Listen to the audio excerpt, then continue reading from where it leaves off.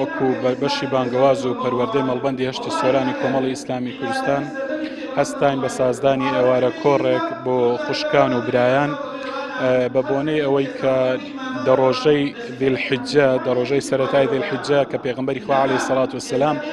لە فەرمودەیەکدا ئاماژەی پێداوە کە بوخاری ڕیواتی کردووە فەرمێ ما من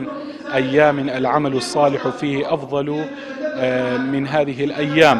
قالوا ولا الجهاد في سبيل الله قال ولا الجهاد في سبيل الله إلا رجل خرج بنفسه وماله ثم لم يرجع من ذلك من شيء واتە کار و کردەوە لەو ڕۆژانە لە هەموو ڕۆژەکانی ساڵ زیاتر خێرترە پێغەمبەری خوا عەلەیهی سەڵات وسەلام حتا فەرمووی لە جیهادکردنیش لە ڕێی خوا تەنها پیاوێک نەبێ کە بە ماڵ و منداڵ بچتە جیهاد و دواتر نەگەڕێتەوە تەنها ئەو کەسە نەبێ ئەگەنا کار و کردەوەی باش لەم ڕۆژانەدا لە هەموو شتێک خێرترە.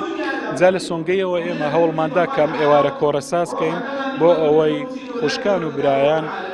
ئاگدارکەینەوە کە لەم ڕۆژانەدا هەوڵ بدەن تا دەکرێتن پەرستش و تاعەت و عیبادەت و زیکر و تەسبیحات زۆر بکرێتن بەو هیوە ئینشاءالله.